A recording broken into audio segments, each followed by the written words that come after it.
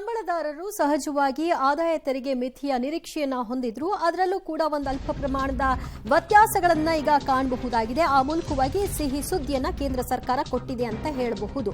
ಆದಾಯ ತೆರಿಗೆದಾರರ ಭಾರವನ್ನ ಯಾವ ರೀತಿಯಾಗಿ ಇಳಿಸಿದ್ದಾರೆ, ಯಾವ ರೀತಿಯಾದಂತಹ ವ್ಯತ್ಯಾಸಗಳನ್ನ ಮಾಡಿದ್ದಾರೆ ಅಂತ ನೋಡೋದಾದ್ರೆ 3 ಲಕ್ಷದವರೆಗೆ ಆದಾಯ ತೆರಿಗೆ ಏನಿದೆ ಅದು ಯಥಾವತ್ತಿದೆ.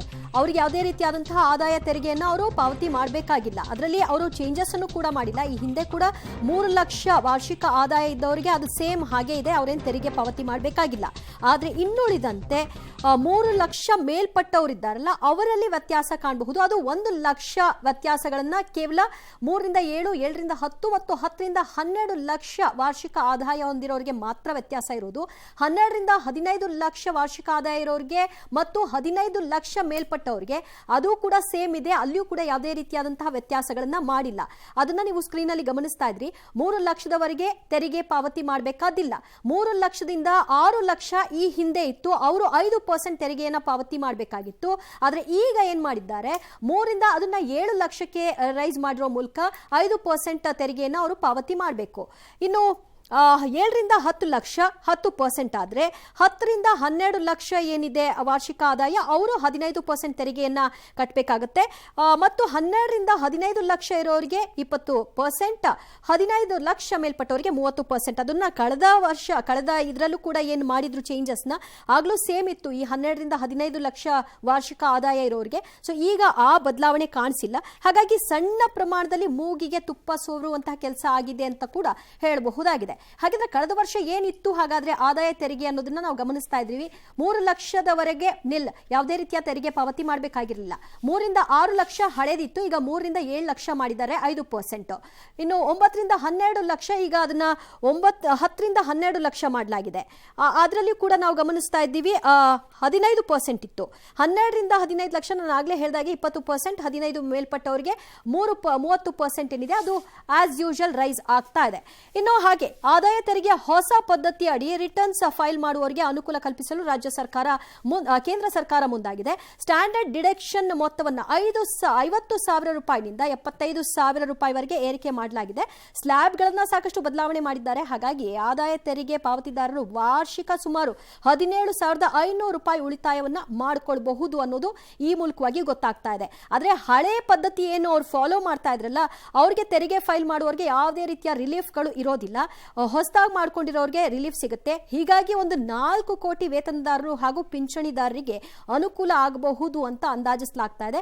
ಆ ಕಾರಣಕ್ಕೆ ಹೇಳ್ತಾ ಇದ್ದು ಹೊಸ ತೆರಿಗೆ ಪದ್ಧತಿ ಆಯ್ದುಕೊಂಡವರಿಗೆ ಮಾತ್ರ ಮೂಗಿಗೆ ತುಪ್ಪ, ಹಳೆ ಪದ್ಧತಿ ಅನುಸರಿಸ್ತಿರೋರಿಗೆ ಏನೇನು ಇಲ್ಲ ಅಂತ. ಇನ್ನು ಸಾಮಾನ್ಯವಾಗಿ ಬಜೆಟ್ ಅಂದ್ರೆ ಜನಸಾಮಾನ್ಯರು ತುಂಬಾ ತಲೆ ಕೆಡಿಸ್ಕೊಳ್ಳಲ್ಲ.